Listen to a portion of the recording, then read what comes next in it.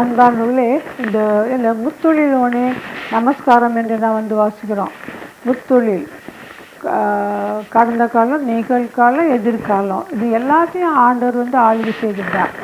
அதன் மேல் அவருக்கு கண்ட்ரோல் இருக்கிறது. எனவே நாம் ஒவ்வொருவரும் எல்லாத்தையும் தேவன் அறிந்தவராக இருக்கிறார். எனவே நாம் நமக்கு தெரிந்ததை மாத்திரம் நினைத்து கொண்டு இருக்காதபடி ஒவ்வொன்றுக்காக நாம் ஆண்டவர் நோக்கி நாம் ஜெபிக்கின்ற பொழுது ஆண்டவர் எல்லாத்தையும் நமக்கு காண்பிக்கின்றார். என்னுடைய மகா சின்ன பிள்ளையாக இருக்கும்போது நான் அவளுக்காக ஜெபம் பண்ணுவேன். சின்னதாக இருக்கும்போது அப்படி ஜெபம் பண்ணும்போதெல்லாம் நான் அந்த ஊட்டி நான் கொடைக்கானல் பார்த்துருக்குறேன். எனக்கு அது புரியல அப்போ என்ன அப்படின்னு சொல்லிட்டு, ஏன்டா இது எப்போ வந்துகிட்டே இருக்குதுன்னு. இந்த முத்தொழில் இது அதே மாதிரி நாசிக்காக இருக்கும்போது என் டாக்டருக்கு 3 years 4 years இருக்கும். அவளுடைய சில்ட்ரன் 14-16 வயசாக இருக்குது. அதை பார்க்க ஆண்டவர் எனக்கு விஷனை கொடுத்தார். என்ன சொல்கிற முத்தொழில் ஒன்று கடந்த காலத்தில் நம்ம ஆண்டவர் எப்படி நடத்தினார், நிகழ்காலத்தில் அவர் நடத்தவும் காத்து கொண்டிருக்கிறார். ஃபியூச்சரில் நம்ம எப்படி இருப்போம் அப்படின்னு. அன்பான சகோதர சகோதரிகளே, இது எல்லாம் நாம் புரிந்து கொள்ள வேண்டும், அறிந்து கொள்ள வேண்டும், வேதத்தை வாசிக்கணும். நாலேஜ் வேற, அதை பின்பற்றுகிறது என்பது கஷ்டமான ஒரு காரியம். எனவே இந்த நாளில் கூட நாம் ஒவ்வொருவரும் ஆண்டவரை நோக்கி நாம் பார்ப்போம். ஆண்டவரே தேவரே, இந்த பரிசுத்த ஆவி எனக்கு தாரும். அதில் விசேஷமாக எபிரேய பாஷையில் அதுக்கு ருவா என்று அது அழைக்கப்படுகிறது. கிரேக்க பாஷையில் நியூமா என்றும் அது அழைக்கப்படுகிறது.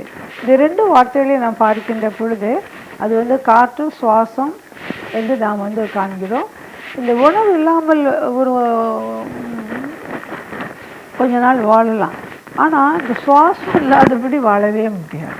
எனவே இந்த நாட்களில் நாம் ஒவ்வொருவரும் ஆராய்ந்து பார்ப்போம். ஆண்டவரே, எனக்கு அந்த பரிசுத்த ஆவியை தாருங்க, நான் உங்களுடைய பிள்ளையாக வாழ வேண்டும், அனைவரும் உம்மண்டி வழி நடத்த வேண்டும். ஒரு வில்லேஜுக்கு போயிருந்தேன், ஒரு கன்வென்ஷனில் அப்படின்னு. அப்படி போது அங்கே ஜெபம் பண்ணுறோம்.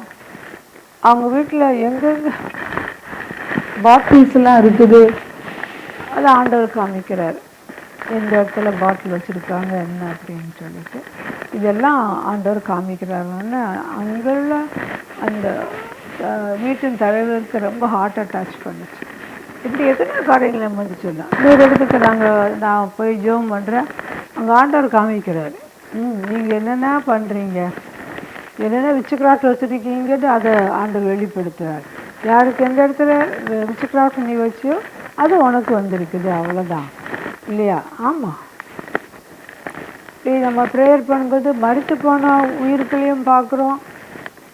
அதே அப்பார்ட்மெண்ட் இருக்குது, கம்பார்ட்மெண்ட்டும் இருக்குது இல்லையா? சில பேர் குழுத்து போய் அப்படி இருக்காங்க, சில பேர் கீழே இருக்கிட்டு இருக்கிறாங்க, சில பேர் ரொம்ப சரீரம் பாழாகி போய் அந்த மாதிரி அப்படியெல்லாம் அப்படி இருந்து பார்க்குறோம்.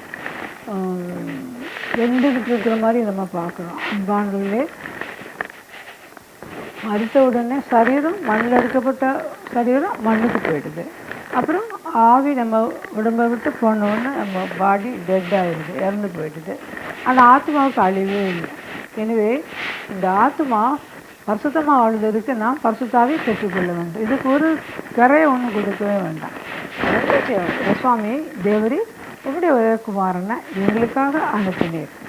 அவரும் தெய்வகுமாரன் மனிதகுமாரனாக அந்த உலகத்திற்கு ஒரு தப்பு செய்யாதபடி பரிசுத்தமாக வாழ்ந்து தன் ஜீவனை மனுஷனால் கொடுக்க முடியும் என்பதற்கு அடையாளமாக அதை கொடுத்து அப்படி நம்ம ஏற்றுக்கொண்டு பரிசுத்த ஆவியை நாம் பெற்றுக்கொள்ள தேவன் நம்ம அழைக்கிறார். ஜெபம் பண்ணுமா? பரலபிதாவை உண்மை துணிக்கிறோம்ப்பா, இவை வணங்குகிறோம், மேன்மைப்படுத்துகிறோம். சுவாமி கர்த்தாவே தேவரே, நீ ராஜாஜி ராஜாப்பா, கர்த்தாஜி கர்த்தர், நீர் சகலத்தையும் படைத்தவரப்பா. நீர் எங்களோடு இருந்து எங்களை எங்கள் குடும்பங்களை ஆசீர்வதியும். ஆமேன். ஆமாம்.